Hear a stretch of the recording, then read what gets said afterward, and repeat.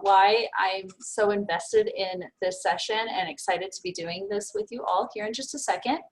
But I decided to take a little twist on things, and in all honesty, it's because I'm tired of using Google Slides for presentations. I feel like I've been living on Google Slides, and so I wanted a little bit of shift of things. So I decided to instead present using Wakelet. And I'm going to try to bring my screen over and see if it, let me continue. New share. I just want to make sure I get you the right screen. There we go.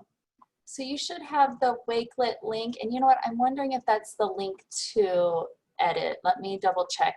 If not, there is the Wakelet link. I see Omar also put one in there. I just want to make sure you get the right one. So we're going to be presenting on a Wakelet. This may not be your favorite format for presentation. This may be something completely new to you, or you may also feel like you've seen a lot of Wakelets and you're tired of this, and hopefully that's not the case. Hopefully you see a different twist on how you can present without doing the click from slide to slide. So that's what I'm going to be looking at today with all of you. And it looks like we should be good to go. All right, so as far as a Wakelet goes, I do recommend opening this up, saving this. You'll have all these resources to use at any time. And then throughout the conversation today, feel free to throw your questions in the chat. I'm also okay if you come off of mute and ask your questions. It's not a super huge group, and I do like that personal conversation that can come out of a presentation instead of just sitting and listening to me for the next hour. But let's get going. So I'm just gonna scroll down as we go. If you miss anything, let me know, and you're welcome to open this and kind of scroll ahead if you need to. But my name is Becky Colling. We are going to focus on the tools that are available and the gajillion tools that we're learning about every single day and feeling like we need to keep up with and we're really struggling with. And also I want to make note that EdTech tools are not a one-size-fits-all. So what works for me may not work for you. What works for you may not work for your students. And so those are some important key things to keep in mind.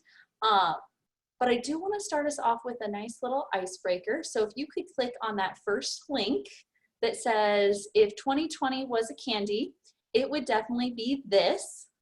And so once you're in the Wakelet, just click on that first link and it will take you to a Padlet.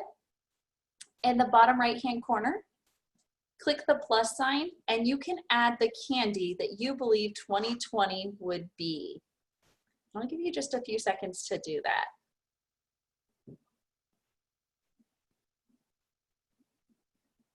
I put mine in there to give a little inspiration of what I thought it would be.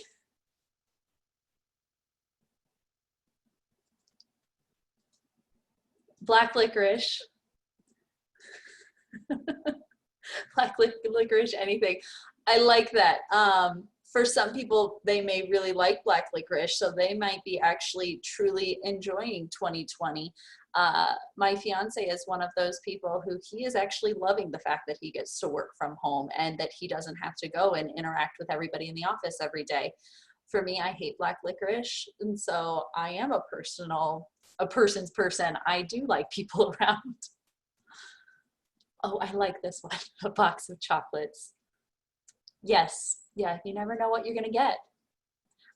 I went with the Harry Potter Birdie Bots Every Flavor Beans because some days are really, really good. Like some days I'm like, this is great. I got engaged in 2020. It's been a great year, but then last night we have an earthquake that scared me to death. And so, you know, we're living in 2020 and enjoying it. Or surviving it, one of the two.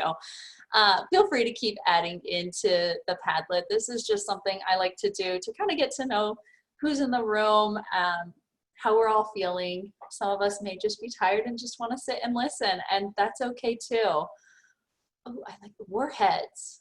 Like the super sour and super sweet at the same time. I could definitely see that. Sour Patch Kids.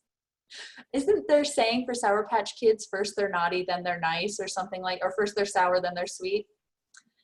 I'm waiting for the sweetness of 2020 to fully kick in. I want the sour to be gone. And Skittles, right? Oh, I'm curious to see what the rest of the Skittles one said. Varieties. Are there people that don't like Skittles? Or are you just loving 2020 so much? Oh, variety, so much to learn and do. Yes, yes. All right, I'll let you keep playing with that. And we're gonna jump back over to the Wakelet. Thank you for sharing this out. This was an icebreaker we did at the beginning of the year with teachers. So I'm gonna come back over to our Wakelet. A little bit about me. I'm an instructional coach in Newhall School District. If you don't know where Newhall School District is, we are in the Santa Clarita Valley. If you've been reading the LA Times over the past week, my school district has made the news because we have unfortunately been the victim to attack? Not malware, it's ransomware. A ransomware attack over the past week. So we've actually not been in session for a week. 2020 is the year that keeps giving. But we are an elementary only district, TK through 6th grade. I'm one of the instructional coaches and my focus has been on science and technology. And so I've been helping teachers integrate technology into their classroom or into their virtual classrooms since we started in March, and doing all of the training around technology and supporting a variety of different tech needs. I'm not going to dive into my site, but feel free to check it out and connect with me later. There is the link in here for that. So the big question of the day is educators are being inundated with technology tools. Why? Why is that happening? What's going on? In the classroom, we don't seem to feel all of this stress and pressure, but then we went virtual and our worlds just were shifted. And not only were our worlds shifted, we were then thrown 5,000 tools to put in our toolbox, to learn, to master, and it's overwhelming. One of the first things I did was I actually created another Wakelet collection. I went into do a Google search and just typed in EdTech tools.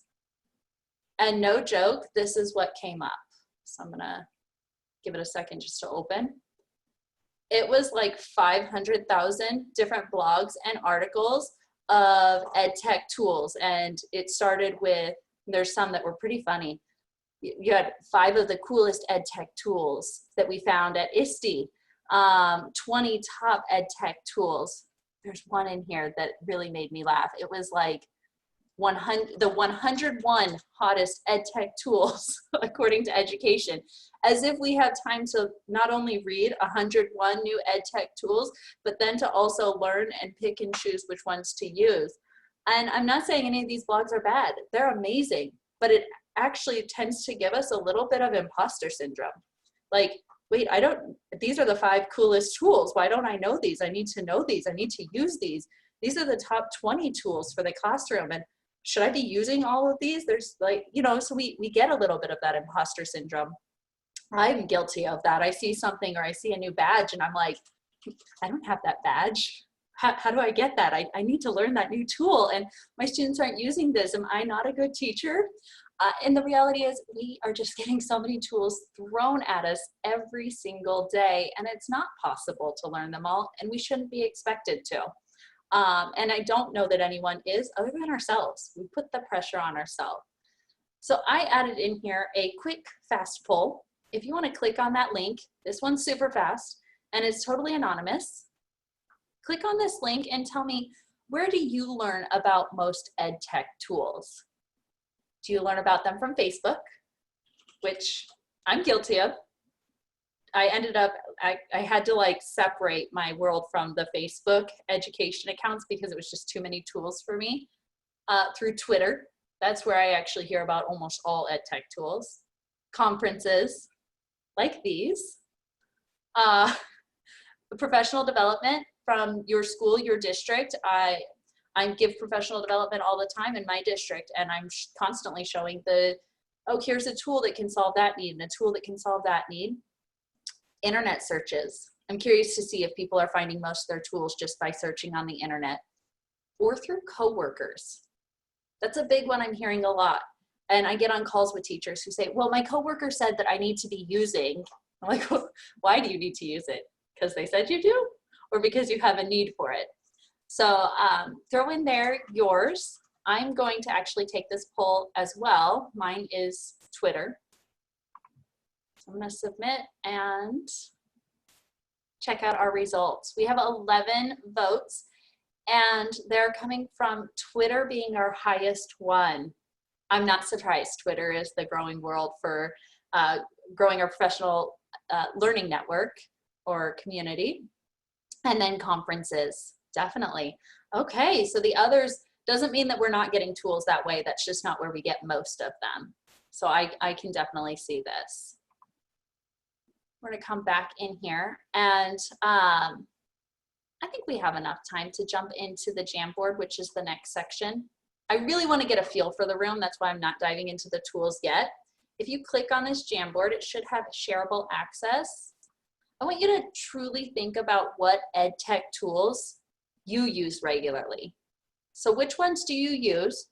You can do a quick, if you've never used Jamboard before, because I'm throwing in a lot of new tools at you if you haven't used these, Wakelet, polls, all of that. If you've never used Jamboard, you can come to the left-hand side and just add an image. You can search for your image in a Google search. You can also just use the text and add text. You could add sticky notes, or you could write it out. All right.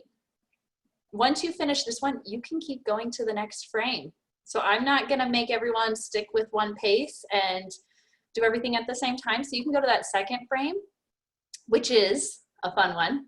How many ed tech badges do you have?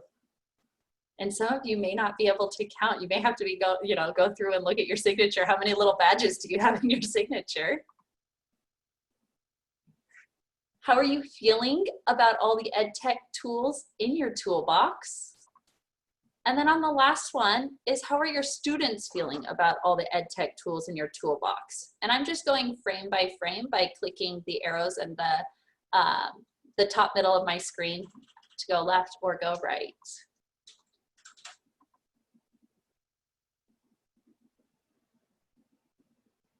And while you're doing that, I'm going to be reading through some of your responses.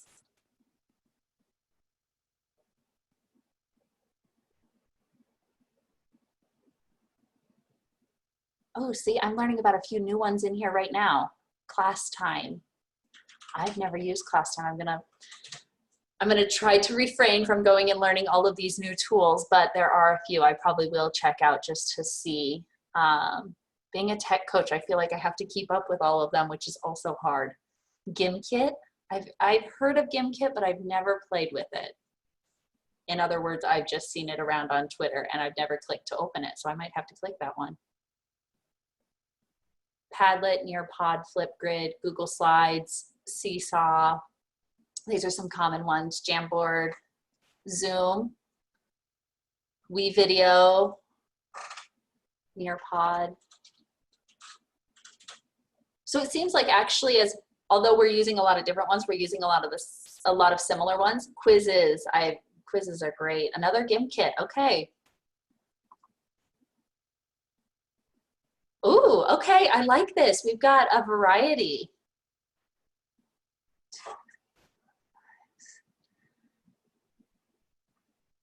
Nice.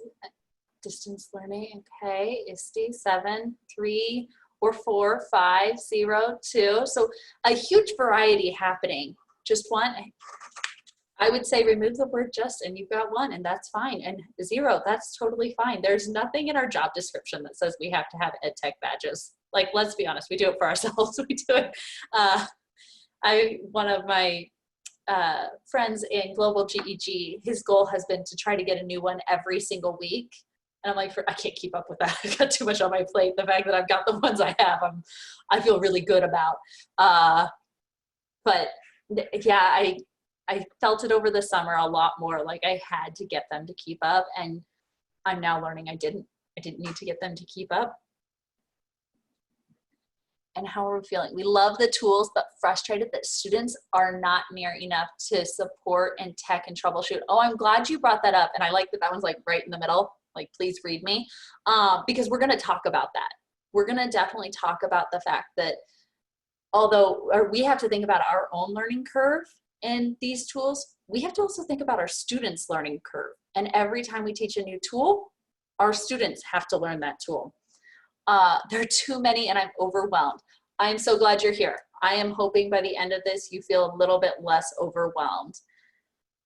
Feeling sad about forgetting some of them, don't.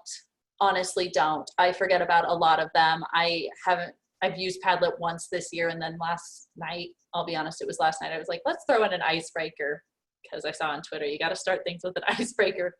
I'm not always great about that, so I opened up a Padlet today. Feeling optimistic, I like that. Feeling good, but would like to know more about some of them. Okay, and we might be able to get into some of that too. You don't feel successful with the tools unless your students are able to use them. And that's a great viewpoint. And that's something that I recommend always keeping like right front and center. And also knowing, you know, our students aren't going to be experts after the first time we use them. Even if we're an expert, it's going to take multiple times of using a tool. Yeah, students feel like it's too much. So now I'm on that last frame. There's a variety of ways to accomplish content. I use 3 to 4 regularly, and some students are pros, some are still getting used to it, and some want you to branch out and use more. And I feel like that's where we're at with as educators. We feel good about some, and then there's some we don't feel great about, and then sometimes we're like, no, give me more, I'm ready, I'm ready. This is a big one right here. Our students feel really frustrated when they can't get through their work through opening a tool or accessing something that's shared. And so that we need to keep in mind. If our students are constantly having to learn how to open tools and wait for access and all of that every time they turn around, there is going to be a sense of frustration. And I'm going to jump ahead just a little bit. One thing that I push for with all the teachers in my district that I'm working with is truly become an expert in a few tools. You don't need to learn them all, because then once you become the expert, your students can become an expert. One big example of this, and it happens all the time, we use Google Classroom, and so we share out slides, right? Constantly. We do a lot with Google Slides. There are times we set it as view-only access, or a student signs in with multiple accounts, and so then they go to open the slide and it's saying they don't have access, right? Or all of that.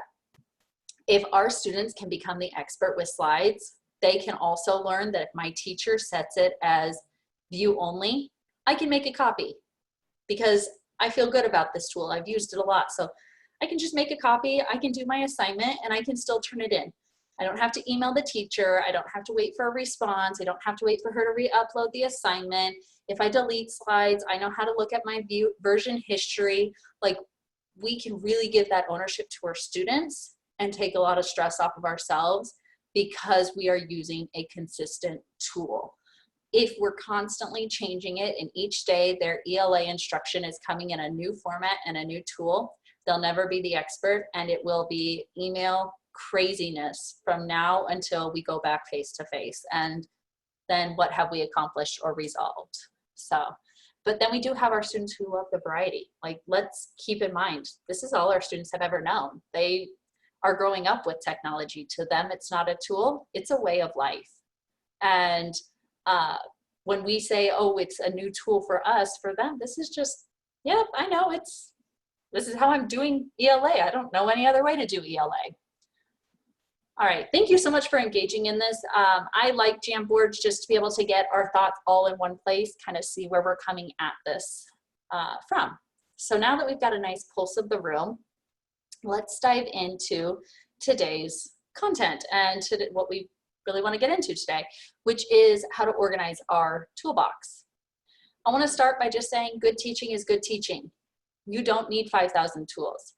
I put in here a cute little meme. I don't know if it's cute. It's kind of sad and scary, but The reality is we are still in a pandemic. We are in a global pandemic, which is something that we have never experienced before. Our students have never experienced before. And we are a little bit feeling like we're having to be the expert as well as the student, as well as the teacher. And we're totally reinventing and reimagining what education is while it's happening. So it's not a slow process. We always say go slow to go fast. Right now we're like sprinting, and we're sprinting the whole time in a marathon. We don't want to wear ourselves out. So we do need to slow down. We need to become the expert of some of these tools. Over the past few weeks, I have been reading this book called The Distance Learning Playbook. And if you have not read this book, I strongly recommend it. We got it, all of the coaches in my district are reading it. And then Lisa Chavez, who is here on the call with us, I'm so glad you joined, hello, posted on Twitter, because, you know, get all our good stuff from Twitter, about reading Distance Learning Playbook. And I was like, hey, is there a book chat around this? And we didn't see one, so we started one. And I put in here the Wakelet collection to our Twitter chat that's been going on each week. Feel free to check it out. Reach out to Lisa or myself with any questions. Lisa is a wealth of knowledge, so definitely reach out. But within the Distance Learning Playbook, there are some great tools that I actually wanted to call attention to today. Tools that will help us determine which, or I shouldn't call them tools. Everything today is tools. We have ed tech tools, and then we've got like worksheets. They're not really worksheets, but let's call them like task cards, I would say, that are gonna help us decide which tools are necessary.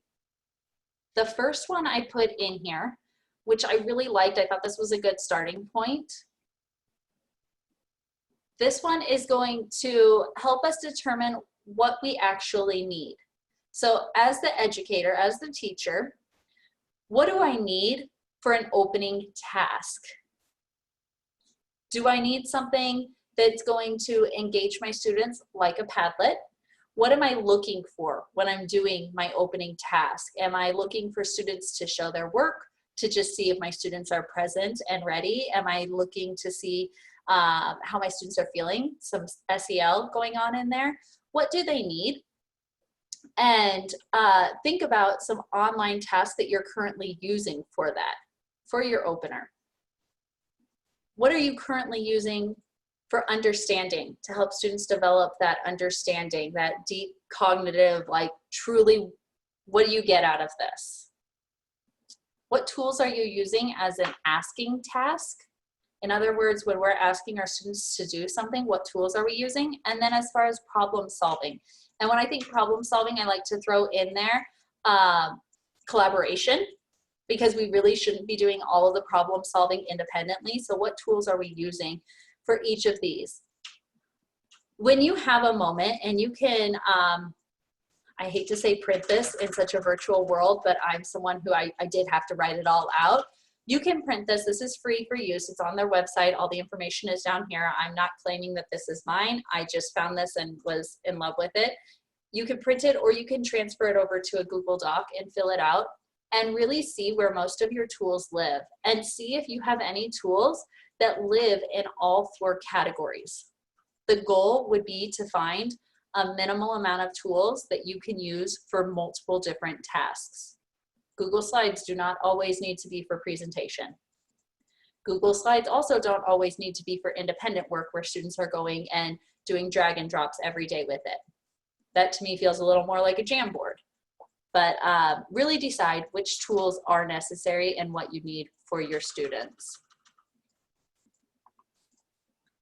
The next one that's in here is just scanning your virtual classroom. And so you may choose to use one of these, you may choose to use all of these. But think about your virtual classroom and think about what your students need and what you need. So, do your students need video recording for lessons and directions? Not every district needs this. I think most are now. But some districts were saying like, no, students are not gonna be live on camera, or no, they are just gonna watch videos. They're gonna do asynchronous I think most now are at the point where you're doing small groups and all of that, but determine what your students need and what you need. And if it is a need, then that's what you want to focus on. So let's see, like this last one, sharing professional learning with colleagues, that might not be where you're at yet. So you might not be there yet. Or it might be something, yep, you know what, I do need that, or I don't need that. So check this off. This is just kind of a quick check for you to use, or again, to not use, but I want to give you the access to that resource. And this next one that's in here is called, it's the necessary conditions. So really think about your classroom. Find what your students would need if you were face-to-face. I'm going to spend a bit more time on this one than I did the other ones, because this to me is super important. This is where we're going to take what we were using in the classroom and we're going to plug it into what we're doing virtually. We're still in a classroom, we're just virtual. So when it comes to finding information, think about it. How did your students do that when you were face-to-face? What did they need? What tools did they need to find information? I'm guessing most of your students were not going to encyclopedias. And let's be honest, when your students were searching for information in the classroom, were they really going to the library to find all of their information? Or were we doing Google searches? And maybe they were going to the library to find all their information. I love that. I'm not saying don't. I'm just saying in today's digital age, we typically don't go that route. We typically go straight to the computer because it's all there. I don't have to worry about the book not being available or already being checked out. It's online. So think about these tools. What were your students using? If your students were doing Google searches in the classroom to find information, then how are they going to do that distance learning? That's not new. The thing I would focus on here is we already know how to do Google searches. How can I dive deeper? How can I show my students? I'm going to open it up. When we do a Google search, mine doesn't take me to Google, sorry, I've got the Wakelet extension. When I do a Google search, let's say we're searching about our favorite animals. I'm gonna keep it really simple. And so we're searching about dogs. I type in the word dog. I need to show my students how to use this drop down. We sometimes forget about it. We assume that our students know how. So I could start by just typing in the word dog, and I can show my students, okay, look, there are seriously like a gajillion results. I could go through all of these. I could start right here with Wiki, which let's not be afraid of Wikipedia anymore. I know it used to be the big no-no, but the reality is we shouldn't be afraid of it. We need to teach our students how to find this information and then determine whether or not it is valuable information, and also cross-check it to make sure like, oh, this actually lines up with everything else. But we also need to explain to our students why does this come up first? Well, this comes up first because it's the most commonly searched. This is the one that gets the most clicks. In their world, it's like the one that gets the most likes, which that's the reality. But then I can keep going and I can walk them through each of these and say, you know what? I'm not really finding what I was looking for. We need to take a deeper search. Maybe I'm looking for dog breeds.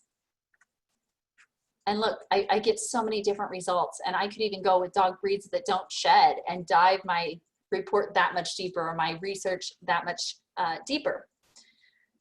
I can also come in here to, oops, not more, to settings, and I can do some advanced searches. I can start narrowing it down even more if I understand how to use Google search. I can make sure that I'm only getting information that's in English, because the reality is I don't read other languages, and yes, I could have it translate. I could say I'm looking for information specific to a region. You can teach them how to go into this advanced search and search for each of the different components there. Let me go back. We can show them how to find information from the news. You can also teach them how to come in and, let me go into tools. Ooh. We can look for information that's within the past 24 hours or within the past week. Now, if I'm looking at dog breeds, I'm not probably gonna do that, but if I'm looking at the earthquakes, it happened last night. That's within the past 24 hours. I'm going to look here in the past 24 hours. I don't need the earthquake from 20 years ago, because for our kids, that's not relevant at all. As much as it is, it really isn't. That is so far before when they were born. So diving in to show them how to do a proper Google search, to do a scholarly search for our older students. Our K2 definitely aren't doing scholarly searches, but they do need to understand how to do Google search. And just showing them the different tools and features in here. Even the fact that they can search by voice. Our littles can be doing Google searches because there's a microphone that allows them to search by voice. And they are capable. They are Google or they're YouTube searching all the time, so they can do it in Google too to find the information, even if it's just looking for images. So let's come back here to this tool. Then we also want to look at, so that's finding information. That is one tool. And if I can truly teach my students how to find information using Google search, do I need a lot of other tools? Throughout my entire master's program, like we use, I want to say it's EBSCO, we use the digital library. So if you have one of those, I would use that as well. Like teach them Google search and your digital library. And that's probably good. I don't need 15 other tools. So when it comes to finding information, my students need to know this. They need to know here's where you're going. When it comes to using information, so I think of using information like, okay, I've now found that tool. Now, how am I going to use it? What am I going to do with it?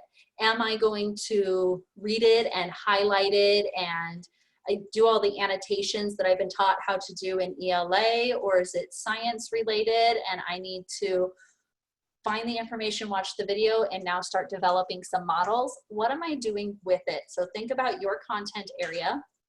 When your students found information in the classroom, what did they do with it? Typically, if it's ELA, they annotated it, and then they would maybe write about it. They could do that online. They can summarize. We can get a little more creative. Our summaries no longer have to be paper pencil summaries, but stick with what you know before diving into something like Flipgrid. Now I could have my students annotate by coming, reading about an article. I would help them find a better article, but reading an article about dog breeds that don't shed. And then I could show them how to get into a Flipgrid eventually. Remember, I wouldn't start that way. I would start with what we know, what we're comfortable with. And let me get into my account.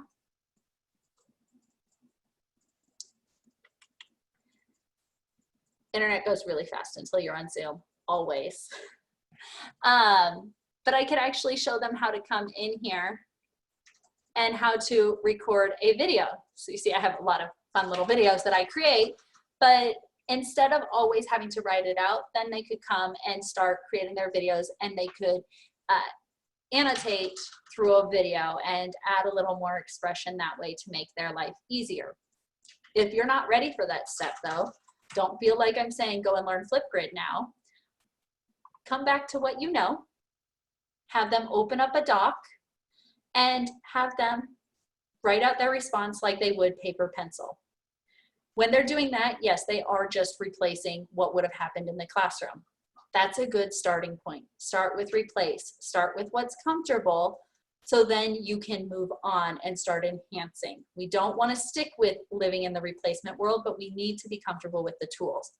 I don't need my students to learn 10 different tools for using information. I need them to honestly learn like 1 or 2 and become the expert at 1 or 2.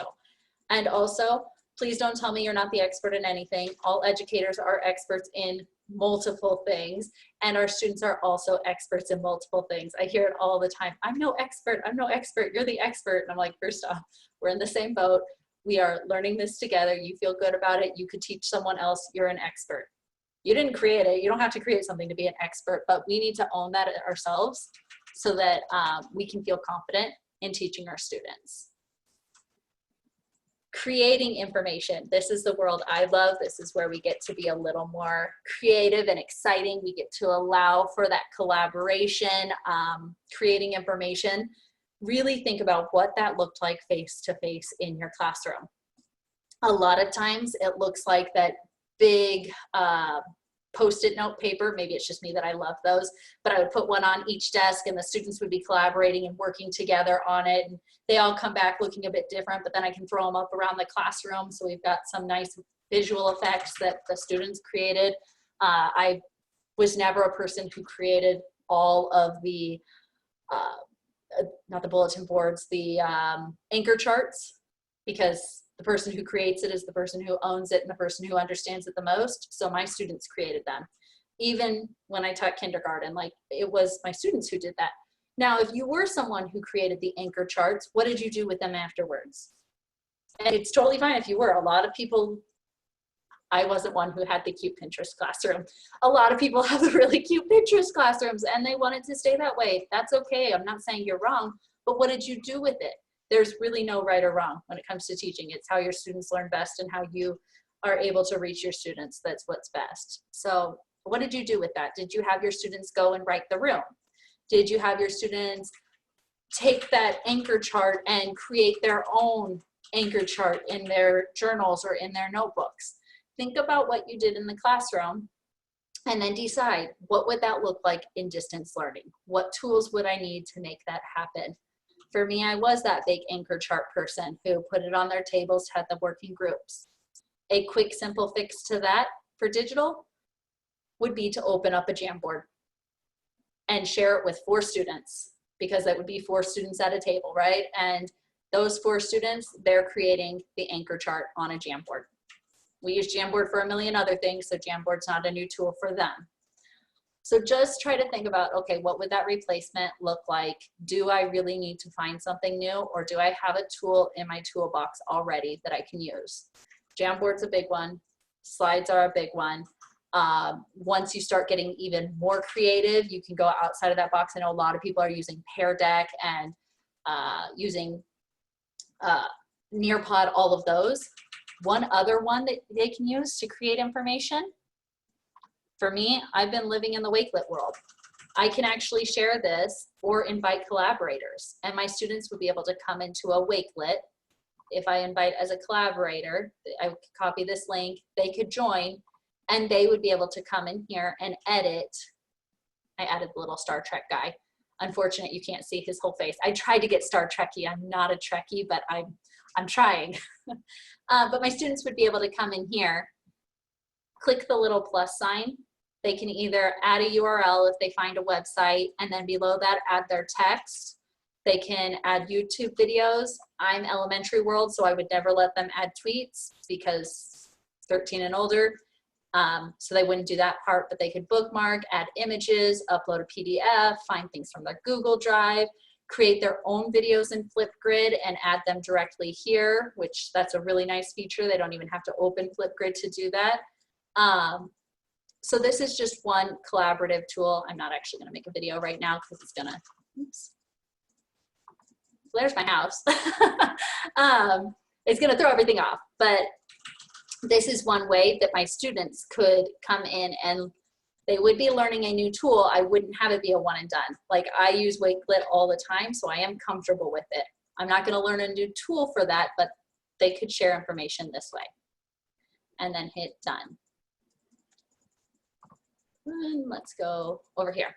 And then as far as sharing out their information, in the classroom, we do a lot of sharing out by either partner talk, AB partners, share with your partner, or get in groups and we have numbered heads. Number 1, you're gonna share first. Number 2, you're going to either build on what that person said. I always did build on, you're going to connect with that person, you're going to ask a question, or you're going to change topics. So you kind of, each teacher has their cues, they've got their different things they're doing. What did it look like? Sometimes it is a formal group presentation. It's not always, and it shouldn't always be because we don't have time for that. So in the virtual classroom, what would those look like? We used partner talk when we were face-to-face.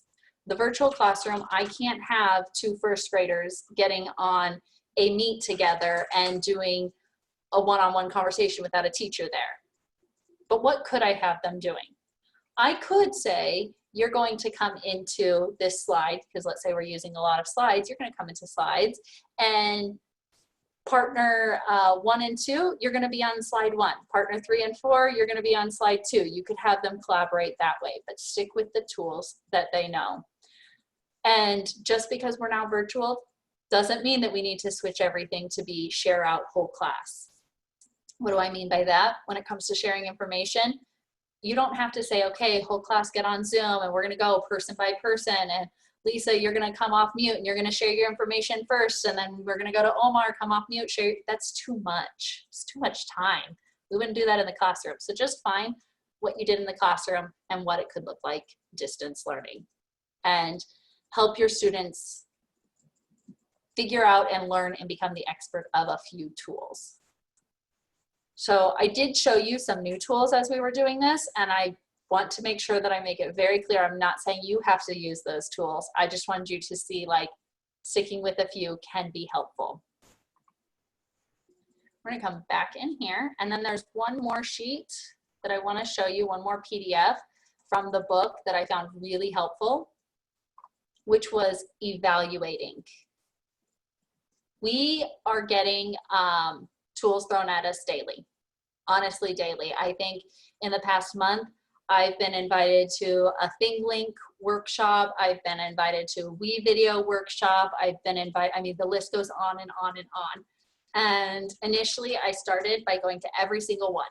Thought I need to learn this. Like the GimKit, I think I'm saying it right. I might be saying it wrong. I've seen that one a lot. I feel like I need to go learn it.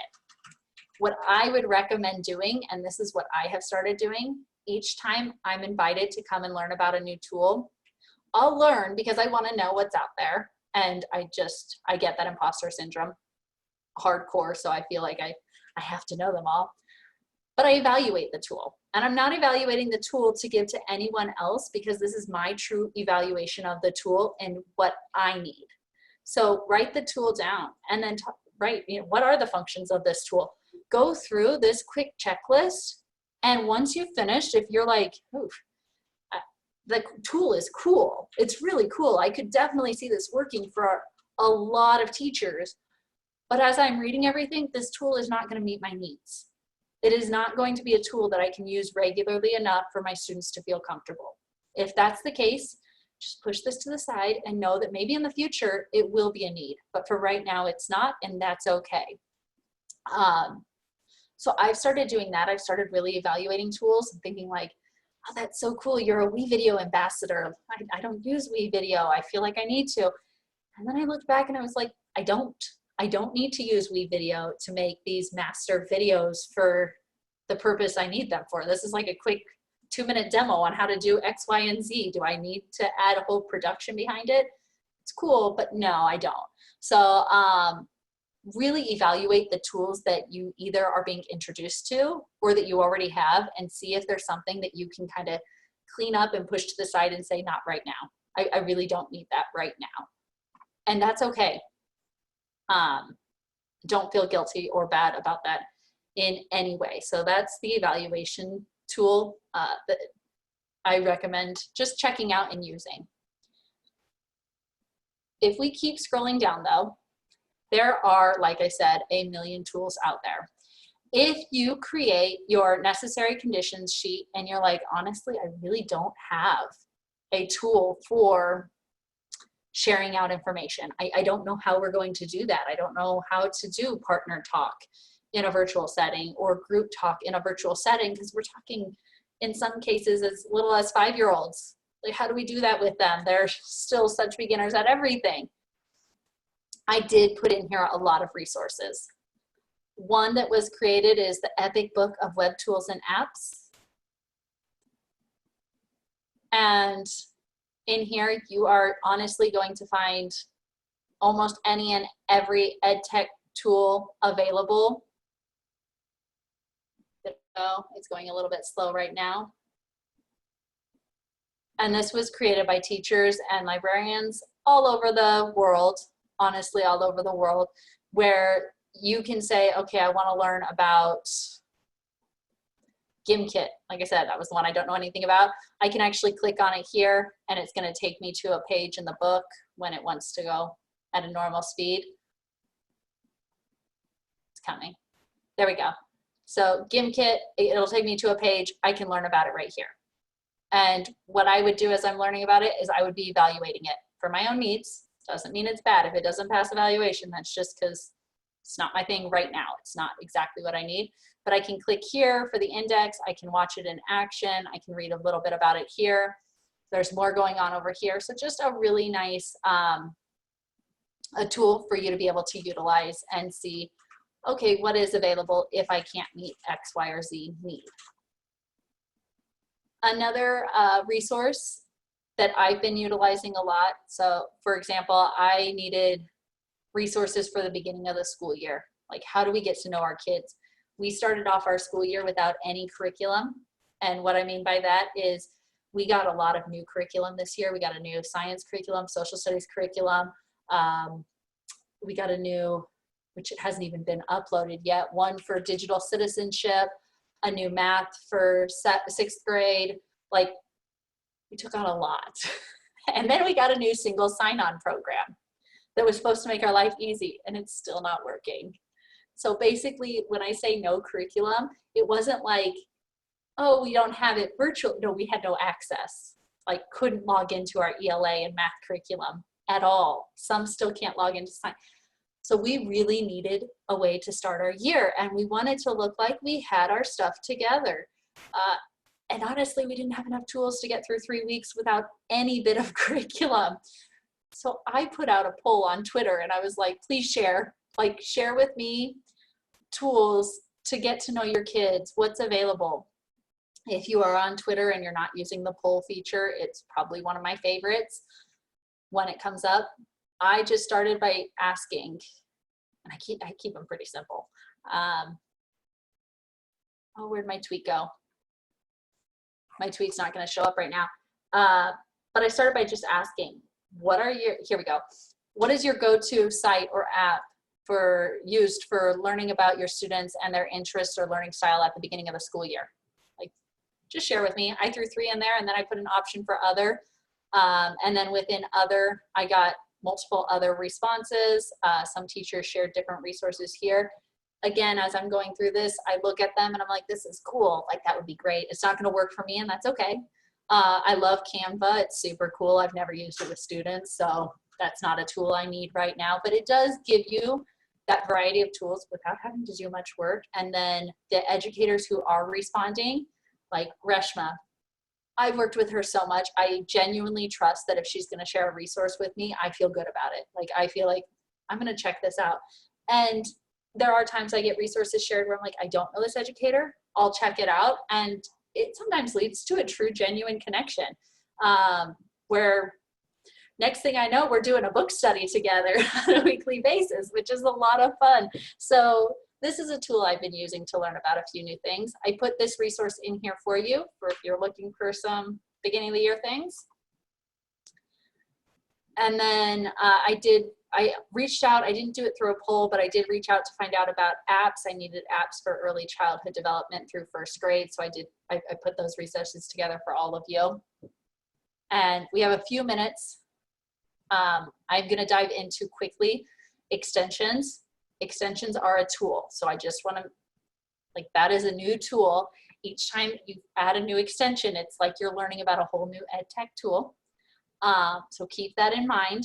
I see extensions everywhere. I did the same thing with extensions. I put out a Twitter poll, what are your favorite extensions? And I was genuinely overwhelmed with the amount of extensions available. They are so cool, but man, I can't keep up with all of them. So I just, for you to all see, I mean, this one has 185 views. So people are even looking at this right here just to see what's out there. 303 people voted on the Twitter poll and then just shared extensions galore. Keep in mind, extensions are meant to enhance or improve something within Chrome, but every single one requires you to learn it, and you don't need all of them. And honestly, they will slow down your computer if you have them all. I've got a good amount, so my extensions live up here.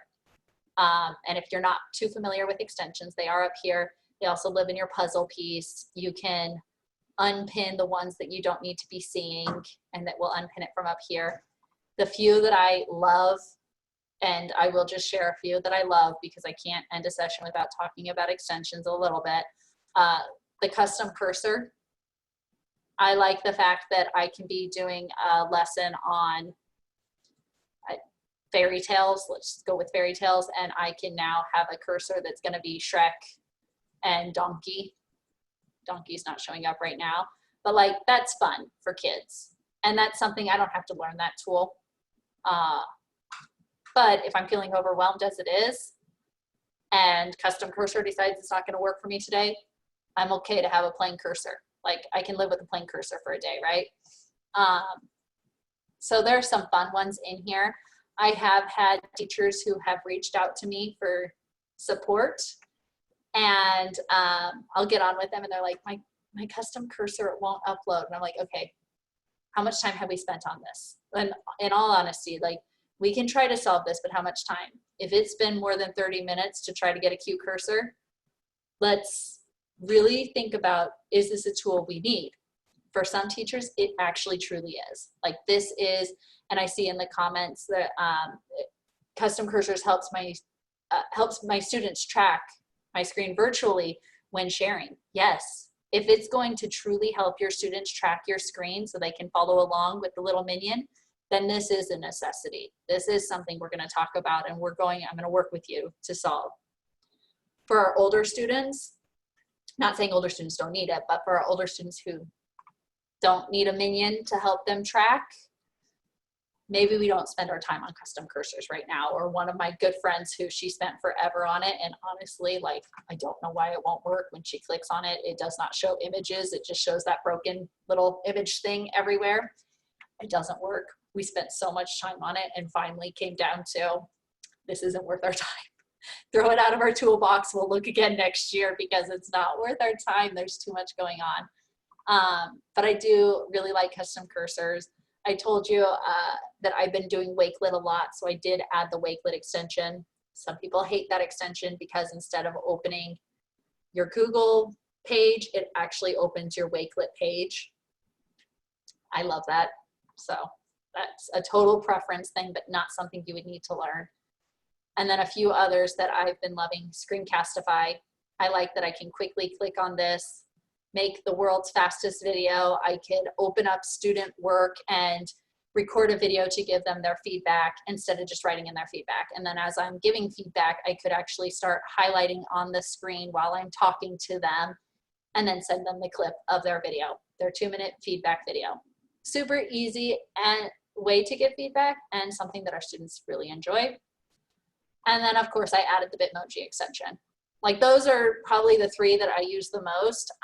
You may have others that you use all the time, and that's great. You may be looking for some Chrome extensions because you're feeling good about what you have and you want to build your toolbox.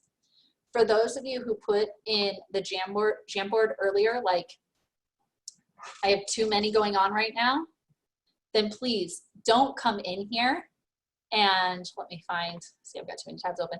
Don't come in here and try to learn all these new tools. See which tools you have and start evaluating. And then, I don't want to say eliminating, we're just going to take them out of this year's toolbox or this month's toolbox. Maybe they come back up in December because that's when we're ready to pull them back out. But evaluate and see what you truly need in your classroom and what is ready to push to the wayside for a little while. So those are really a lot of the tools that I have. I can dive into some tools, but I do want to say, please find your select handful of tools that work for you, fit your needs, tools that you can feel so good about, that you don't have to reach out for tech support each time it has a little glitch. You feel good enough to know like, oh, this is a glitch. This isn't a me thing. Like, I know how to share this. It just happened to be a glitch. Or this is a truly, I'm stuck here. If I learn this, I'll be good to go type of thing. That does happen. But if you're constantly having to reach out and say like, okay, this isn't working, this isn't working, this isn't working, don't keep learning new tools. Push them to the side. You're okay. So get your handful, make sure you feel good about it, and then make sure your students feel good about it, and train your students to be the expert and call them the expert and tell them like, These are our handful of tools. Here's our 4 tools. We have one for each of the different areas, finding information, sharing information, all of that. And these are tools that you can pull out and use anytime, and you should be able to train anyone on that. Our students love to be called an expert. They don't get it actually too often, so let them be the expert in this. And then once you are an expert and your students are an expert, then you can start learning new tools. Because some of these tools we're really not using to their full capabilities. Some of us are still using slides to do drag and drops each day. What else could I do with it? I could get on a Meet with my students. We use Meets, same as Zoom, if you're not sure what I'm talking about there. I could get on a Meet with them, and I could actually share it with them so they could collaborate, and we can all be working on it together, and we can be commenting. We don't use that comment feature a lot. Let's start commenting. We don't use videos. We don't have students insert videos a lot, so maybe I'm going to teach my students how to insert videos. So really taking that tool to the next level. I just talked a lot, and I'm really sorry. That is a lot of me talking. Please do follow me on Twitter, not because I'm looking for followers, but because like I said, I learn a lot from other educators. I will follow back and continue the conversation. So I do like to actually connect and engage with people beyond, here, come listen to me for an hour. Hopefully you gained something. I really hope this was helpful. But beyond that, to continue our conversation and continue to grow together and support each other, and just giving ourselves that reminder that I might have 0 badges. That's okay, because here's what I did in the classroom, and here's what I'm doing for my students. I don't need a badge to know that I'm helping my students. I am going to take a breath and open it up for any questions. You are welcome to, I think everyone has the option to come off of mute, or you can throw it in the chat. And I've got Omar here to help with moderating too. But please let me know if you have any questions. I hope this helped. I hope I didn't overwhelm you. Again, if you are feeling overwhelmed, do not open these. So where it says, what tools should I be using? Like, stop there, don't open them. You don't need to use them. All right, but thank you all. Yeah, and definitely feel free to jump in with questions or comments or ideas. I'm happy to answer. I'm happy to show off any tools as well. I see a hand raise, yes. Thank you so much for this. Very informative. Some things I already use and always willing to learn new things. I just have a question about I think it's the Wakelet that you're using. Yeah. Would you recommend this more as a PD tool versus something to use with students? I'm just thinking of like just changing up professional development for my teachers. So great question. Actually, I've started using Wakelet. This is the first time I've presented with it. I usually don't present with it. I'll usually, like, within a presentation, share a Wakelet. And so that's totally up to you. I liked this style because I wanted you to walk away with not a ton of slides of resources, but just like, here's the one place I can go and choose to save this or not. I have been using it a lot, and I'll show you my Wakelet. Let me go home. I've been using it for my newsletters, actually. Okay. And so you can use it for professional development, similar to how I just did. You can also, I have a coach's digital update, which I create with the other coaches. And this one didn't get to go out yet because we were shut out of our computers, but this one did. And so each week, we have a digital update, and I send this out to all of the teachers, and I just put everything in here. And so that it guides them through, like, I could click on this if I need this, or a lot of these things you'll see I find off of Twitter. But I put the resources in here and share this out as our newsletter for all the teachers in our district. And then, so you definitely could. I use it for students, or not for students, for teachers to collaborate and share their ideas as well. So totally up to you. If you are, I like that. Thank you. Yeah, definitely. If you, Lisa, can you explain really quick? What do you want me to explain? Oh, sorry, Lisa Beeler. Oh, okay. I'm sorry. I'm here. Never think you're bothering me. Oh, it looks like there are 3 Lisas in here. We're having a Lisa fun day. Lisa, your comment, if you are chatting, make sure you choose everyone rather than me. Yeah, I think that I just popped back in and I could see that there were a lot of, attendees can only chat hosts. Okay, do you know, Omar, do you know how I can change that?